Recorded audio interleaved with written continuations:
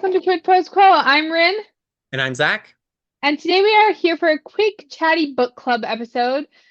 This is our reading life recently in 2024-ish.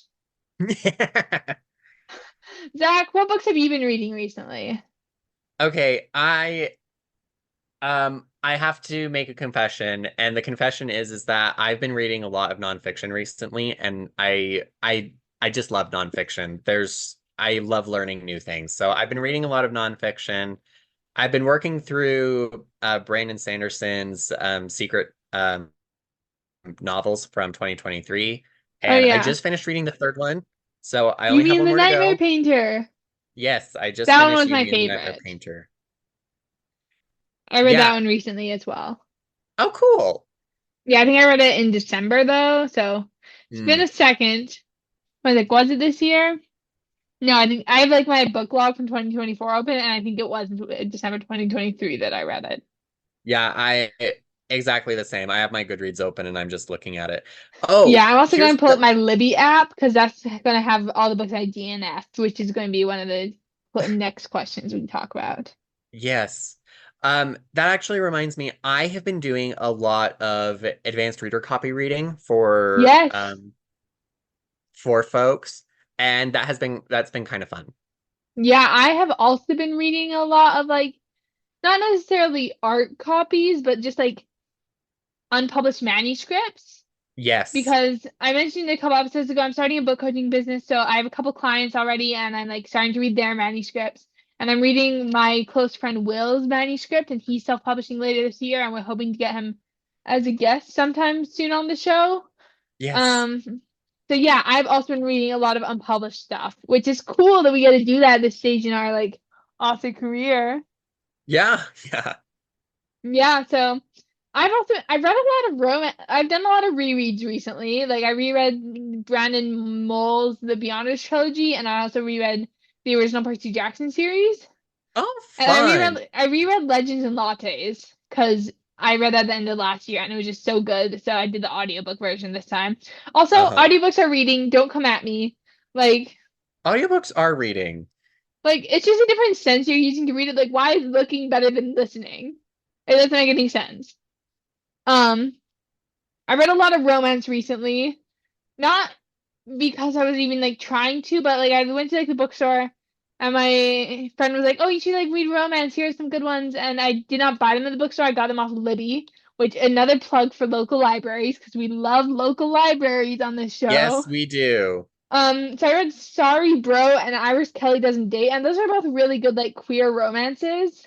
Hmm. Um, and I really enjoyed them. So but then the last book I finished, like I finished it yesterday, and it was The Invisible Life of Addie LaRue by V.E. Schwab. Oh yeah, yeah. Oh my God, it was so good. Oh, Like I good. cried to it multiple times, That's which is awesome. maybe not like a great indication. Like if you don't like crying, or maybe if you don't cry to books, that's like not a good endorsement. But for me, that's a great endorsement. I'm like, yeah, I cried to this a lot. It was written very authentically, and it was just really cool. And yeah, it was awesome. Yeah. So we talked a little about books we enjoyed. What are some that we like did not like very much? Oh, oh my. Okay. Last book I DNF'd, The Obstacle is the Way by Ryan Holiday. Mm, Oh, yeah, I didn't like that one either.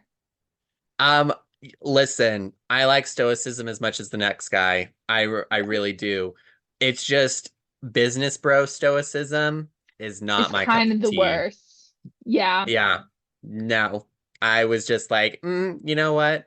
I was thinking that I would, give it a go, and like there eventually came this point where I was listening to it, but there was a point where I was listening to it where I was like, you know what? No, we're not doing this. Like, I'm done. Yeah. I'm gonna move on to read something else.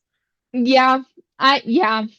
I need to pull up my library. Actually, I think I'm DNFing a book right now. Like I was listening to it earlier today, and I don't think I want to keep going, which is sad because so many people recommended it to me. The Starless Sea Oh, by Erin Morgenstern. And I've had her book The Night Circus on my TBR for so long. uh-huh. But like the Star Sea is not like really hitting for me. But guys, I've started DNFing. I used to never DNF books, but now I DNF books all the time. I DNF the Jasad Hair because it was like too dark, like grimdark fantasy for me. Um, I I DNF, was very close to DNFing a Grimdark earlier this year. I just don't like yeah, Grimdark. I don't either. Like, I was like, I love the concept of the Jasad Hair, but then like in practice, I was like, this is like really gross. Like, she broke a man's back, and it was really like visceral. I was like, ugh, gross. Yeah, yeah. Um, Fury Born, this was an audiobook and I got maybe an hour or two into it and it did not hold my attention very well. Um, let's see what else. I DNF'd this Cerulean after a little bit just because it was just like kind of weird and like kind of hard to follow. And like Mhm. to be fair, I read a lot of audiobooks while I'm like at work, so I'm not like fully focused on the audiobook, but I think that's how audiobooks are meant to be enjoyed. Like I cannot just sit down and do nothing and listen to an audiobook. That's not how ADHD works. Right. Same thing with Blood Metal Bone did not really hold my attention. And that's like all my books. I only finished one book in March, which is I read 22 books this year now, which is like a lot, and it's because I do audiobooks, I think. But like only one of those was in March, and I DNF like 10 books in March. So if the vibes aren't right, I'm not finishing it. Right. There's too many good books to read. Yes, that is a very true statement where it's just like there are so many other books that you could read, so there's no reason to suffer through one Exactly. that you're not liking. I will also say, because I know that it's going around Threads right now, can I just say that when Threads first started, that it was kind of fun, that like Yeah. it was kind of fun to be on the Wild West and to like see people actually talking to each other, and now it's just rage bait. Yeah. And it happened in like months, guys. It happened in months. It wasn't like oh, like 2008 with like Facebook. No, it was months. Yeah. It deteriorated so fast because everyone started coming from Twitter. Hmm. Yeah, I will say mine's not too bad right now because I don't spend a lot of time on Threads. I'm trying really hard to curate that feed, but Yeah. I just don't spend a lot of time on it. So, but I still see that stuff, so it just shows how quickly the app has deteriorated. But sorry, what Yep. were you gonna say about Threads? The reason why I brought it up is because there's this thread going around where somebody made a comment about not being qualified. You don't have the video feed to see me giving air quotes, but you're not qualified to comment on a book if you DNF'd it. And I'm like, let's not gatekeep who can like talk about books. Let's not.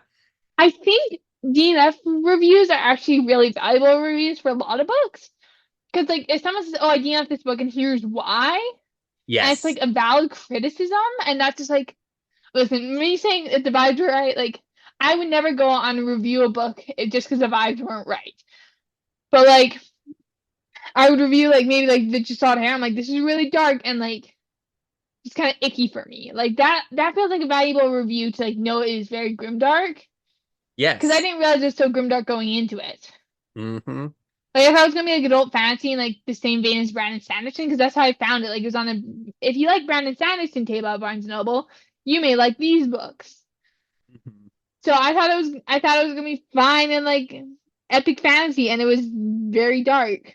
Um, so like depending on the reason why, and it also can depend on who's because there's always the question of do you leave like bad reviews on like especially an indie author's book, Yeah.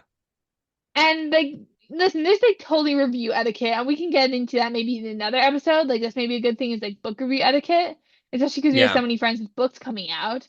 Like Hmm. because you don't want to only get 5-star reviews because like you want people to be honest, but you should not Yes. give 1-star reviews just because you don't like the book because like the person I would never give less than a 3-star review on an I never write reviews on apps, but if I were to write reviews on apps, I would never give less than a 3-star because I understand the work it takes to like, go into a book. Hmm. And like my rating system in my book log is a 10-point system because I think always better than a 5 stars because then you're not giving half stars.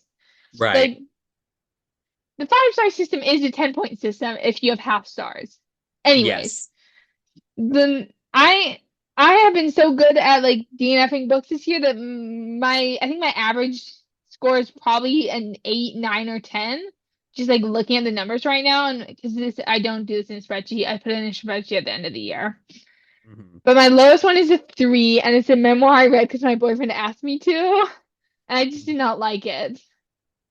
Because like the guy writing the memoir was like a bad person, and like my boyfriend that recommended it to me is his favorite memoir. He's a memoirist, also one of the people we want to get on the show to like talk Right. about writing memoirs. The very love of nonfiction creative writing. Um, but like Diary of an Oxygen Thief, he's like, yeah, I've like been like that guy in the book before. So like it, like when I read it, it's like I see that and I see I'm not that person anymore. I'm like, I just see that and I just see a really bad man who like uses women for his own Oh, personal gain and entertainment. So I did yeah. not like that one, and I only read it because my boyfriend asked me to. Mhm. Otherwise, I would have DNF'd it because the Yeah. vibes were so off. So But like, how do you rate books? Like what is your kind of system? um, again, it's like the vibes. Like, listen, Yeah. I gave the entire Percy Jackson original series 10 out of 10 like points Yeah. because like I know them, I love them, I'm rereading them. For the Brandon Mull books I reread, the Beyonder series, like they're my favorite series of him, I think, because I think he has the best female protagonist, and I've talked about this on the show before. Right. Um, but like I only give them like sevens because I'm like they're okay, but like five is like it's okay, it's neutral. I almost never give fives because that's just average.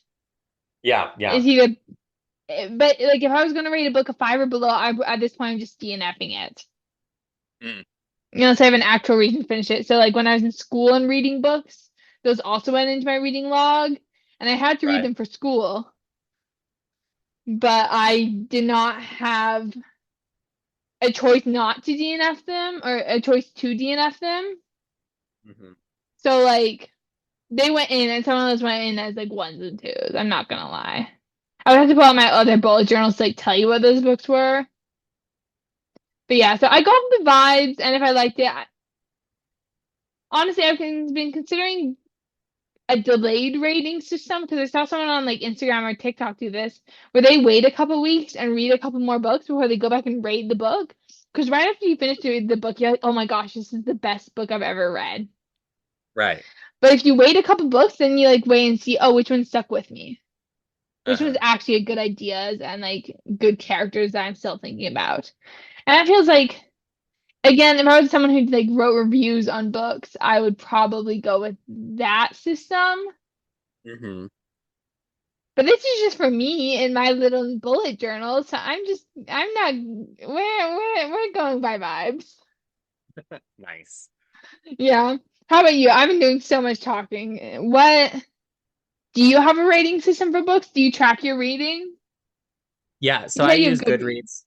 Yeah, I use Goodreads to track. And once upon a time, I remember, aha, it is still here. Um, Ooh. Goodreads actually gives like prompts for what each of the stars means. So it Mm. says that 1 star is did not like it, 2 stars is it was okay, 3 stars was I liked it, 4 stars is I really liked it, and 5 stars is it was amazing. And that's how I grade when I'm doing like my Mm-hmm. five, out of my 5 stars. So most of the books that I'm reading these days are usually 3 stars and above. Okay. Because if it's not like if I don't like it, then there isn't really much point for me to read it. The one exception that I can think of in the recent past for this was that I was reading this grimdark one that I told you that I was really tempted to DNF, but I didn't. Yeah. Um, and I can't really tell you why I didn't DNF it because as soon as I realized that the main characters were fighting for their they were fighting for their existence, but it wasn't clear that their existence under the current government was going to be any better than the government that they were afraid of. Ah. Like I was just like, I don't know. They had I think the author was very clever in the way that he embedded a mystery inside of the middle of it. And so I was Mm, really drawn to figuring out, what's basically there was this big old giant door, and the question was what's behind the door, and that was the yeah. entire thing. So I followed through because I wanted to see what was behind the door. And once I found out what was behind the door, I only had like half an hour left in the book, so I finished it. Yeah. That's valid. I like that both of us are at a point in our reading lives where we're like, if I don't like it, I'm not going to finish it. Because I think Yeah, that's a really important skill to have. Because for the longest time, I read everything, even if I hated it. Like, yep, as recent as like 2018, 2019, I read everything and never DNF'd anything. yep. But I think you should do what makes you happy. And if reading bad books doesn't make you happy, then don't do it. You know what does make me happy is Mm. scrolling through reviews of books, and I particularly love comparing the one-star reviews to the five-star reviews. Oh, yeah. It just makes me laugh about how some people just like gush over a particular book, and some people are like, no, I hate this and it's awful and horrible. I particularly like looking at one-star reviews for books that I didn't like because it makes me Yeah. feel like I have good taste. I love that for you. I love the like TikTok compilations of one-star reviews of romance books specifically. I don't know if you've Oh, ever those are seen these. so funny. They're so funny because people will come with the most creative ways to say like I hated this book. Yes. And a romance review, okay, this is like not like I said, I've read a lot of romance recently, and like I really respect romance as a genre because I think it's like one of the very few female focused and female first genres. Yes. And I could do an episode or at least a hot take episode on like how women are not centered in sci-fi fantasy and how more we need to have more like female centered sci-fi and fantasy. Yes. Um, Quick aside, I told a dude bro in the elevator who was reading he had a copy of the book Dune in his hand, and he was Oh like, "This is like, no. yeah." He was like, "I was like, oh, how are you liking Dune?" And he's like, "Oh, it's really, really good. I really like it. Have you read it?" I'm like, "Yeah, I read it." And then he's like, "Have you read all of them?" And I was like, "No, I stopped after the first one because it didn't feel like it wasn't really female focused. Like there were no really, really great female characters or focal points that like it doesn't pass the Bechdel test." Right, right. And like I've talked about this before on the show. It's really important to me to see females and women and like gender diversity in fiction. Yes. And Dune doesn't have that. It's all about men. Yes. This is a true And statement. yeah. So and I said I'm like, yeah, I think essentially what I said is that it boiled down to like it's not really like female focused and I don't care if there's no woman. Yes. It might have also boiled down to like it's not feminist enough for me, which I'm okay saying that because feminism is not bad. Like Right, right. a lot, like this dude bro kind of thought it was. Apparently, he was so glad to get off on the third floor when I was going to the fifth. But anyways, this goes back to I think romance is a really great genre because it is so focused on female happiness and pleasure and like gender diverse happiness and pleasure. But here's the thing. Sometimes romance books are really bad. And this goes for any genre. Yes. Sometimes the books are really bad, but especially in like romance, you'll especially with like smut, you'll get like bad smut. And Oh people my will criticize gosh. the smut in the So reviews, much. and it's so funny. It's so funny to me. I've never read The Love Hypothesis, but the criticisms of the smut in there is so funny to me. Yeah, it's wild. Yeah. Okay, we are totally over time. We were gonna go till 9 and it's 9:10. Well, I guess that's just too bad. If you want more hot takes, let us know in the email. You can email us, quidprosquo@gmail.com. You can let us know in the Spotify comments because I think they have a comment feature on Spotify now for podcasts. Thank you so much for tuning in. This has been Quid Pros Quo. We'll see you next week. Have a good day. Quid Pros Quo is hosted by DC Winters and ZK Jensen. If you like this episode, be sure to leave us a rating. And if you'd like to contact us, you can email us at quidprosquo@gmail.com. For more episodes, check us out on Spotify, Apple Podcasts, or wherever else you get your podcasts.